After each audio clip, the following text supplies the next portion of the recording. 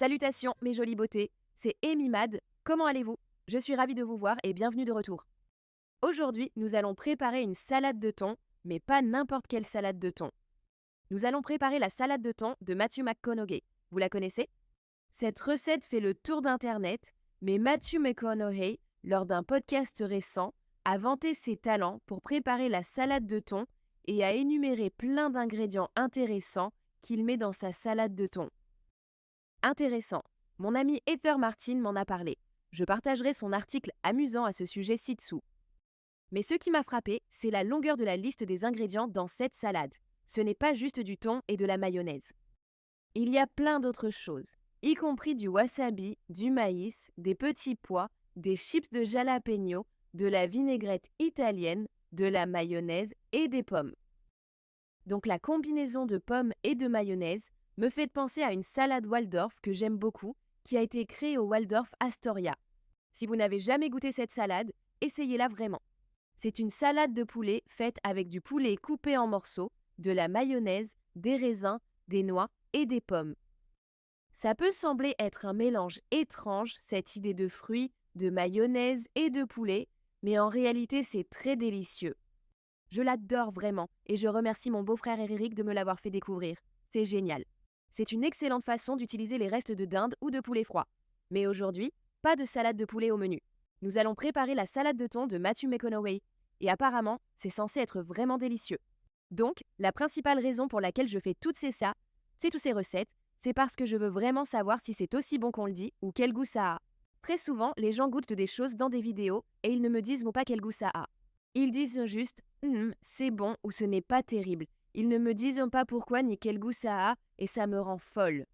Mais c'est super parce que ça me donne un projet, ça me donne quelque chose à explorer. Alors aujourd'hui, on va enquêter sur la salade de thon de Matthew McConaughey. Allons-y, commençons. Il y a toute une longue liste d'ingrédients dans cette recette apparemment simple. Donc, je dois préparer un ingrédient de plus. La recette mentionne des oignons rouges, mais j'utilise une échalote à la place. C'est similaire à un oignon rouge, mais avec un goût un peu plus prononcé. C'est un exemple classique d'utiliser ce que vous avez dans votre garde-manger. Ceux-ci sont forts, donc j'en utiliserai juste un peu. Mathieu ne donne pas de quantités exactes.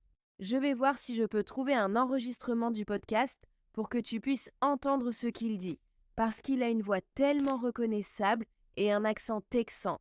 Je vais donc estimer au mieux les quantités d'ingrédients.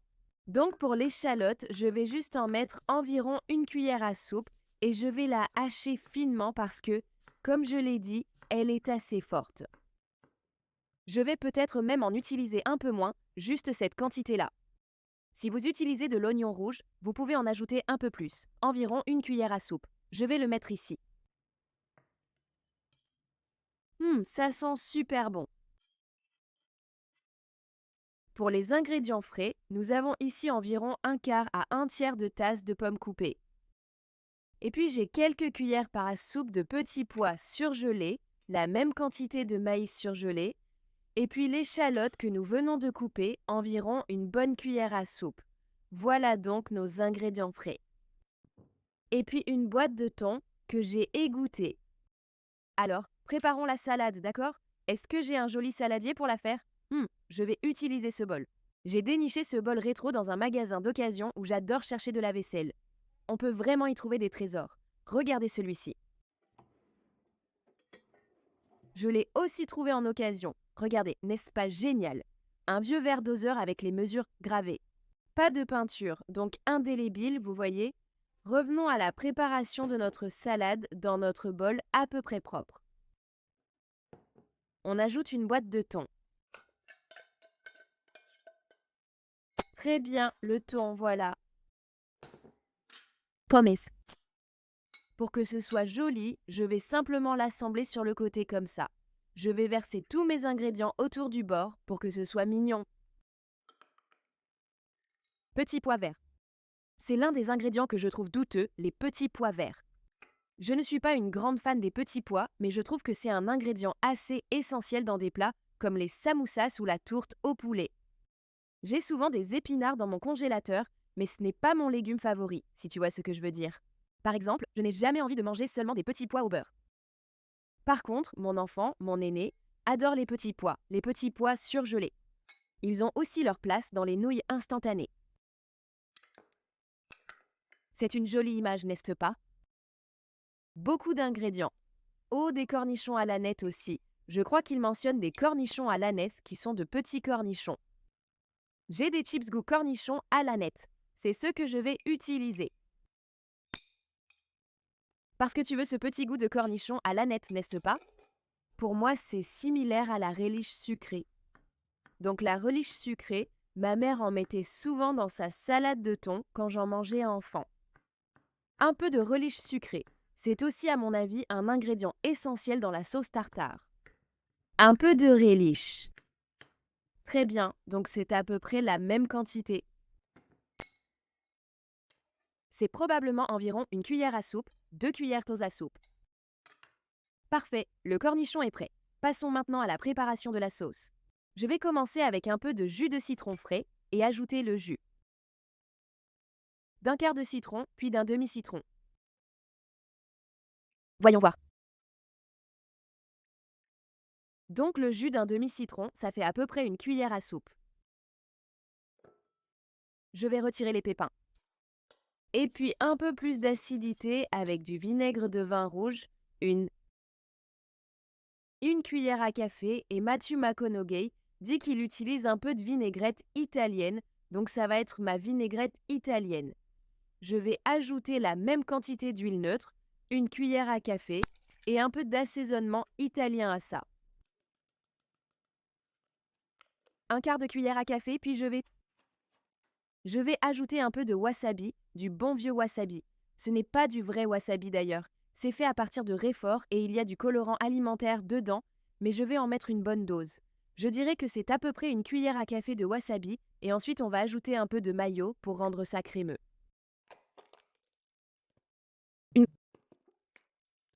Deux cuillères à soupe pour commencer et un peu de poivre fraîchement moulu.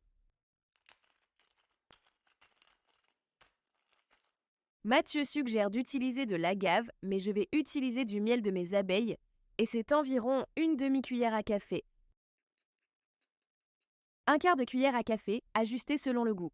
Je vais goûter d'abord et en ajouter si besoin de plus de douceur. Maintenant, je mélange bien le tout avec un petit fouet.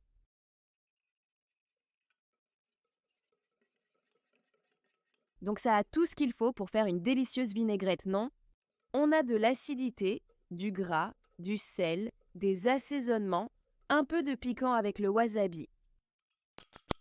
Très bien, fouette ça. On dirait de la sauce ranch. Regarde-moi ça. Mais ça n'aura pas le goût de la sauce ranch.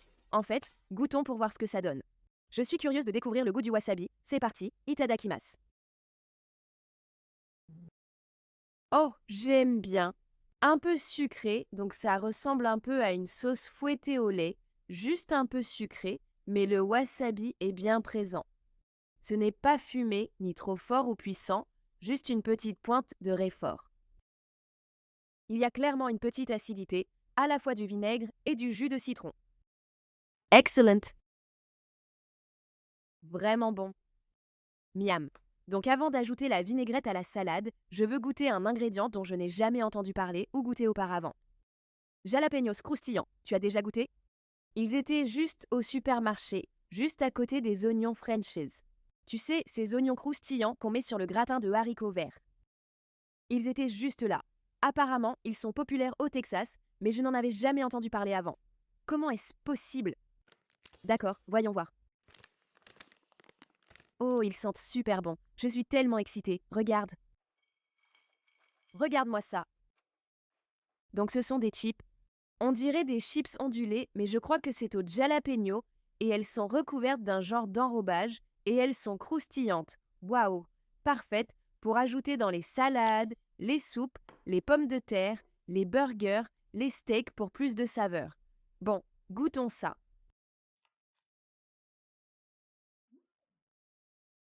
Oh oui. Alors tout d'abord, elles sont bien croustillantes, mais elles ont une épaisseur qui ressemble plus à celle d'un cracker en termes d'épaisseur et de croquant. C'est un croquant plus dense, moins croustillant qu'une chips. Elles sont légèrement piquantes avec une très bonne saveur poivrée. Oh, celle-là était épicée. Mais ce n'est pas trop fort non plus. Elles ressemblent un peu à un mélange entre une chips et un cracker au niveau du croquant. Elles ont un goût légèrement huileux, sucré et salé, et un peu piquant, comme du jalapeno. Génial! Je les aime bien, elles ont quand même un petit goût huileux, un peu grasse. Mais ça, et ça, oh oui, d'accord. Jalapeno croustillant, je n'en ai jamais mangé, d'accord, dernière étape, on va ajouter notre sauce à notre salade. Et voilà, c'est tout. Mélangez bien tous les ingrédients, maïs, petits pois, pommes croquantes, échalotes et thon. Émiettez le thon. Si je prépare une salade Waldorf, j'utilise généralement une pomme Granny Smith. J'aime leur côté acidulé, mais surtout leur croquant, et c'est ce que j'aurais utilisé ici. Mais il me restait une moitié de Honeycrisp de mon petit déjeuner, alors j'ai ajouté ça à la place. Et comme leur nom l'indique, les Honeycrisp sont croquantes, mais un peu sucrées. J'aime bien ce choix, surtout pour la couleur. La peau rouge de la Honeycrisp ajoute une touche de couleur très jolie. Maintenant, je vais ajouter mes jalapenos croquants, environ un quart de tasse dans le mélange. Ça va ajouter du croquant, mais ça ressemble quand même à des pétales de son. On dirait que j'ai mis des céréales dans ma salade. Voilà, c'est prêt. Matthew McConaughey. Salade de thon. Ou salade de thon. La salade de thon de Matthew McConaughey. Très bien mes chéris, goûtons cette salade. Ça ressemble à une salade de ce genre. Pour être honnête, je me méfie toujours un peu de ce type de salade. Les salades à la mayonnaise peuvent poser des problèmes de sécurité alimentaire, je ne sais pas trop. Peut-être que j'ai été traumatisée dans le passé, je vais m'arrêter. D'accord, goûtons ça. Je vais utiliser un de ces crackers que j'adore, ils sont vraiment fins. Je crois que Waza les fabrique, ils existent au sésame et au romarin. Ils sont délicieux, parfaits avec du fromage ou des sauces. D'accord, j'essaie de goûter à tout, un peu de pommes, un peu de petits pois et maïs. Goûtons notre salade de thon, itadakimasu.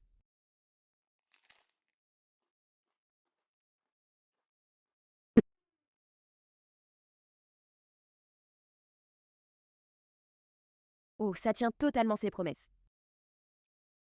Tellement bon.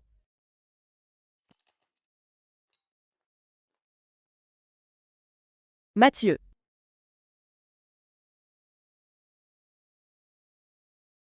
Vraiment délicieux et différent d'une salade de thon classique.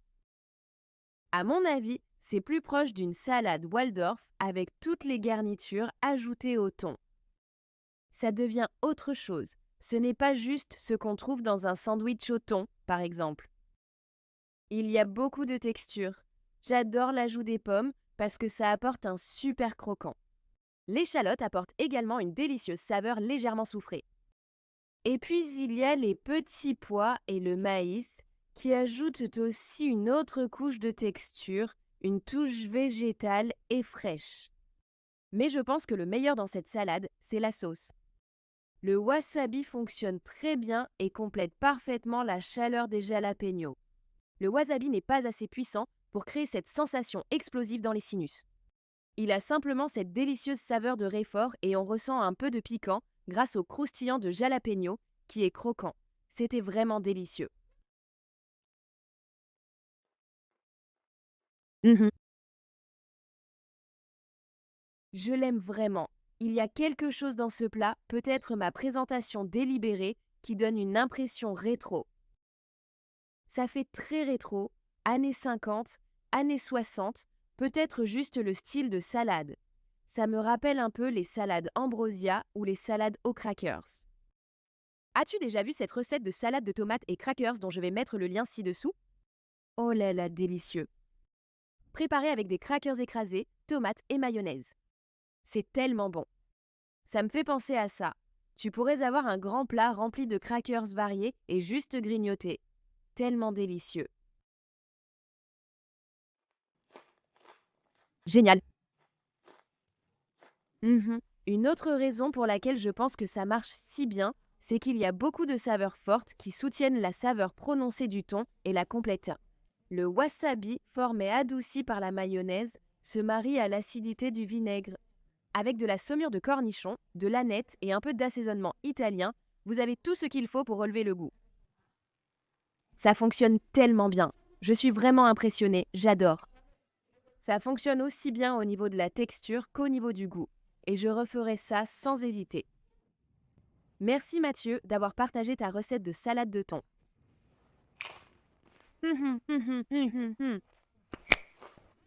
Et de m'avoir fait découvrir ces croustillants au jalapeno. Tellement bon. Voilà mes chéris, vous l'avez. La salade de thon de Matthew McConaughey. Je vous la recommande vivement. C'est super facile à faire. Et il y a de grandes chances que vous ayez tous les ingrédients dans votre placard. Sauf peut-être les croustillants au jalapeno, selon l'endroit où vous vivez. Très bien mes chéris, merci beaucoup d'avoir regardé. J'espère que ça vous a plu. J'espère que vous avez appris quelque chose. Partagez cette vidéo avec vos amis. Suivez-moi sur les réseaux sociaux. Aimez cette vidéo, abonnez-vous. À la prochaine. Ciao, prenez soin de vous. Au revoir.